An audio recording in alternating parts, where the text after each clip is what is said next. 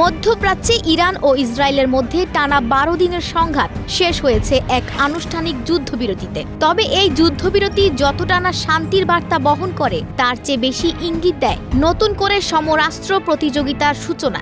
বিশেষ করে যুক্তরাষ্ট্র ও ন্যাটো জোটের সামরিক কৌশল বিশ্লেষণ করলে বোঝা যায়, বিশ্ব রাজনীতি ক্রমশ এমন এক অস্ত্রনির্ভর বাস্তবতার দিকে ধাবিত হচ্ছে, যেখানে কূটনীতি নয়, বরং আধিপত্যের প্রধান ভাষা হয়ে উঠছে শক্তি ও সামরিক শক্তিমত্তা। মার্কিন প্রেসিডেন্ট ডোনাল্ড ট্রাম্পের মধ্যস্থতায় ইরান ইসরায়েলের সংঘাতের যুদ্ধবিরতির পরপরই জার্মানিতে আনুষ্ঠানিক ন্যাটোর শীর্ষ সম্মেলনে ওয়াশিংটন সরাসরি আহ্বান জানিয়েছে ন্যাটো সদস্য রাষ্ট্রগুলোকে তাদের সামরিক ব্যয় কমপক্ষে ৫% উন্নীত করতে হবে। বিশ্লেষকদের মতে এই চাপের ফলে ইউরোপের দেশগুলো অস্ত্র ও সামরিক সরঞ্জামের ওপর আরও বেশি নির্ভরশীল হয়ে উঠবে, যা বিশ্বের সামরিক উত্তেজনা আরও বাড়াতে পারে। এ প্রসঙ্গে বার্লিন ভিত্তিক নিরাপত্তা এক বিশ্লেষক বলেন, যুক্তরাষ্ট্র একদিকে নিজের অস্ত্রশিল্প টিকিয়ে রাখছে, অন্যদিকে ইউরোপকে রাশিয়ার আতঙ্কে রেখে নিজের অস্ত্র বাজার সমৃদ্ধ করছে। মধ্যপ্রাচ্যের সংঘাত সেই যুক্তিকে আরও পোক্ত করছে। যুক্তরাষ্ট্র নিজেও ২০২৬ সালের জন্য প্রায় $৯০০ বিলিয়ন সামরিক বাজেট ঘোষণা করেছে, যা দ্বিতীয় বিশ্বযুদ্ধ পরবর্তী সময়ে দেশটির সর্বোচ্চ সামরিক ব্যয়।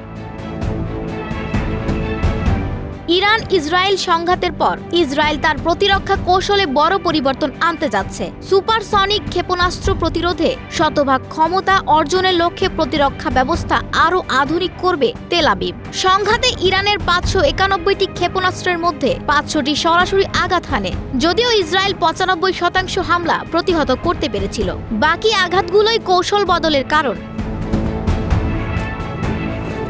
বর্তমানে বৈশ্বিক অস্ত্র রপ্তানির শীর্ষে রয়েছে ৩টি দেশ, যুক্তরাষ্ট্র, রাশিয়া ও চীন।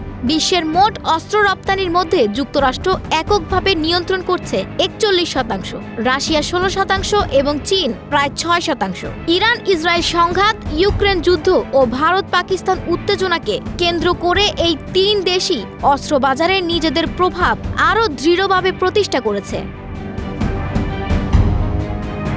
যুক্তরাষ্ট্রের সামরিক নীতির বিশ্লেষক অ্যান্ড্রু ব্ল্যাকওয়েল বলেন, প্রতিটি সীমিত যুদ্ধ আমেরিকার অস্ত্র প্রস্তুতকারক প্রতিষ্ঠানগুলোর জন্য অলিখিত বোনাস সিজন। র্যাথন, লকহেড, বোয়িং সবগুলোই নতুন অর্ডারে ভাসছে।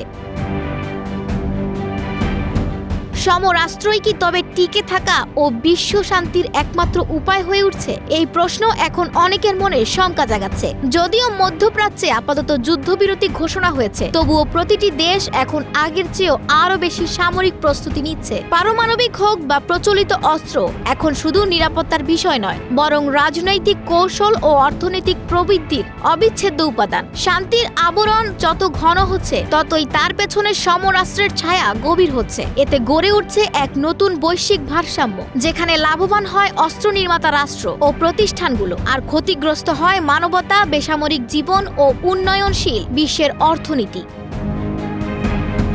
ডেস্ক রিপোর্ট, প্রবাস খবর।